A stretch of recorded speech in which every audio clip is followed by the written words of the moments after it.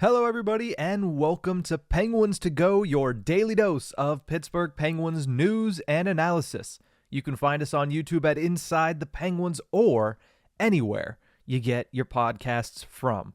It might not be an actual NHL game day, but the Pittsburgh Penguins are in action later today against the prospects of the Boston Bruins at the annual Prospects Challenge up in Buffalo, New York.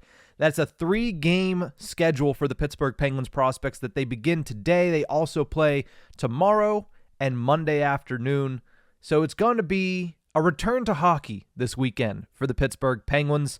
You can watch all of these games on the Penguins website, and according to the Penguins on Twitter, games 1 and 2 will not have play-by-play, but game 3 on Monday will. So hockey is back, everyone. Yesterday, we saw an organized team activity for the first time this fall. It was the prospects getting a practice together, ran by head coach of the Wilkes-Barre-Scranton Penguins, J.D. Forrest, and it feels good to just have hockey back on our timelines on social media, hockey back on the mind of everybody that's excited for the 2023-24 season. There's going to be plenty of important prospects to watch this weekend.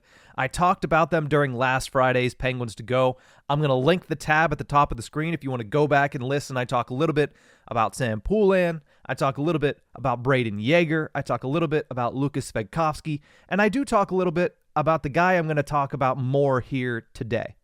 And that is probably the most important prospect that's going to be taking the ice this weekend for the Pittsburgh Penguins. It's the guy between the pipes. Joelblomqvist, Pittsburgh's second-round pick in the 2020 draft, going 52nd overall, was one of 2 goaltenders taken in that draft by the Pittsburgh Penguins, as well as Calle Clang, who, as we know, was part of the trade that brought Rickard Rakell to the Pittsburgh Penguins. But the Penguins did retain Joelblomqvist in that trade, and he spent the past few seasons in his native Finland. He's risen to the top of the professional ranks in the Finnish Liga, but he's going to play in North America this season. He's making the transition from European hockey over to North American hockey. He did sign a 3-year ELC back in April. He's going to be battling for playing time in a pretty stocked-up Wilkes-Barre-Scranton Penguins roster.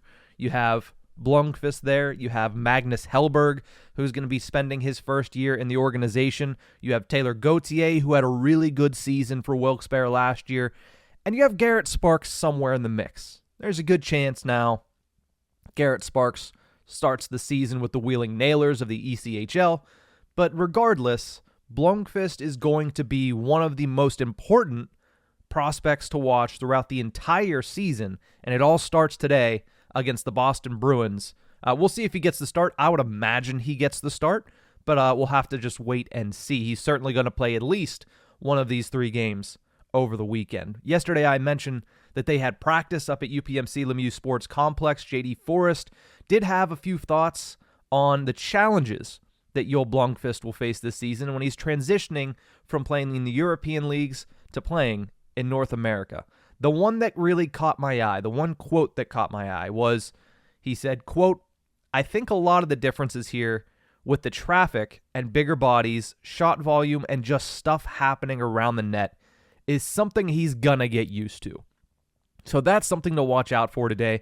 The Boston Bruins, organizationally, like to get in the grill of goaltenders. Will their prospects do the same thing? That's yet to be seen.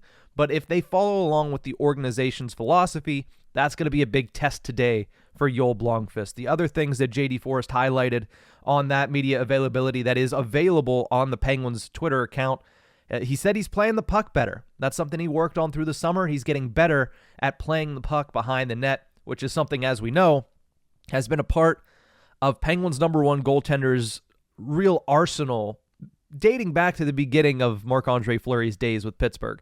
Fleury was always somebody that was pretty decent at handling the puck, always wanted to score a goal.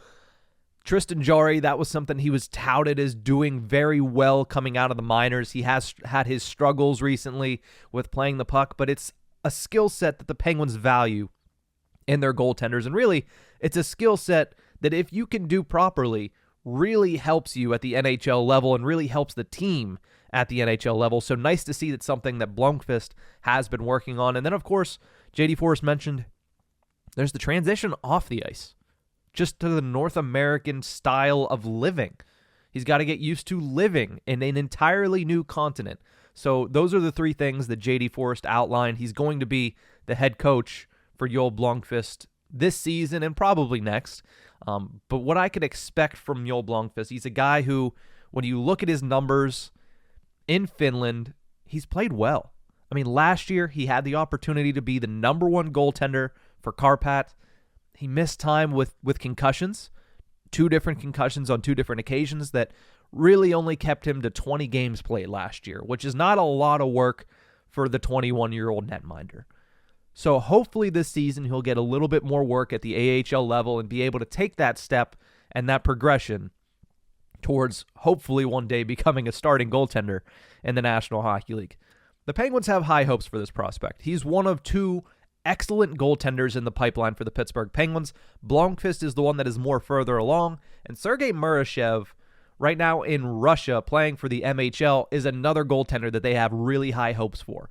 Now, best case scenario, Blomqvist rises to become an NHL talent by the end of next season when he's 23 years old and still has a year left on his ELC.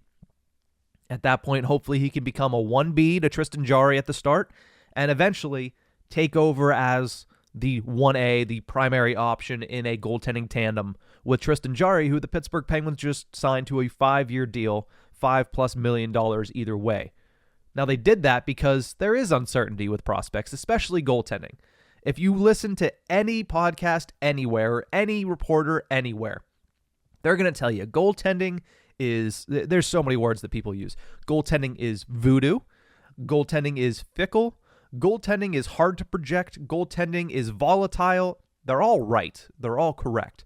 So Penguins lock themselves in with Tristan Jarry, and then they signed a bunch of guys to 1-year deals.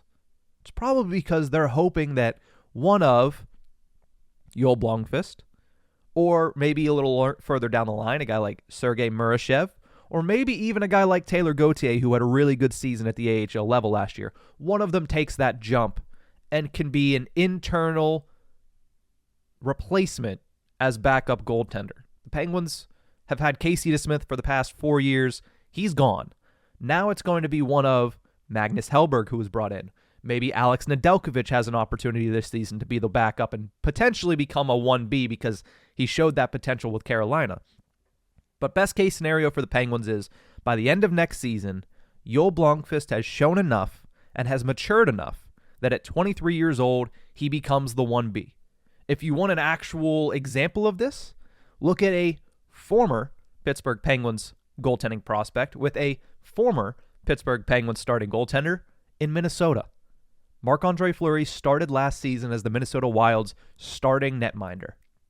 Then Philip Gustafsson comes up, gets his feet wet in the NHL, and in quick order, Philip Gustafsson became the 1A, Marc-Andre Fleury became the 1B, and the Minnesota Wild did not need Marc-Andre Fleury. They still have Marc-Andre Fleury because he is a very solid 1B option, especially when you have a guy like Philip Gustafsson who is on a rookie contract, on a smaller contract. You can afford to have a little bit more of an expensive 1B. That's what the Pittsburgh Penguins are hoping for. Because at that point, the Penguins can either, 1, trade Tristan Jarry and get some decent value if Jarry does become the goaltender that we've seen him be able to become. You could trade him, get good value, and still have your number 1 in Joelblomqvist. Or you could ride it out with this duo till the end of Blomqvist's contract in 2026 and then figure things out and then decide, do we want to sign Blomqvist to a bridge deal at that point, depending on his success?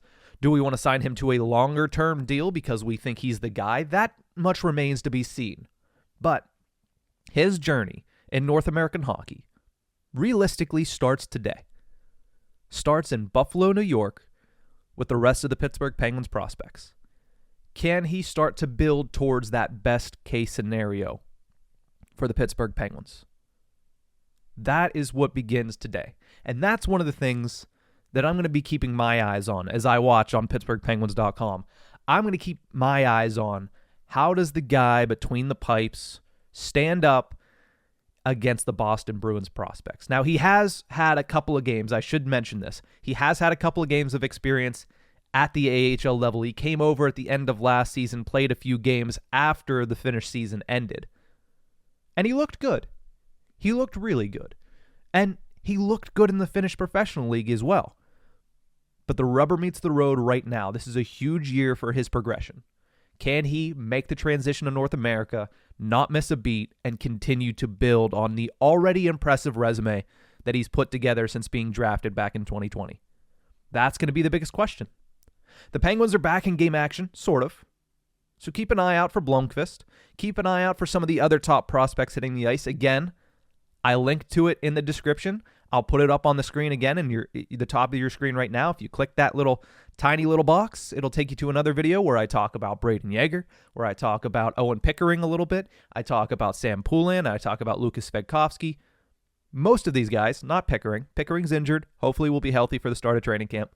Most of these guys will be on the ice later this afternoon. Got to keep an eye out for it. It's fun to have hockey back. It's extremely fun to have hockey back.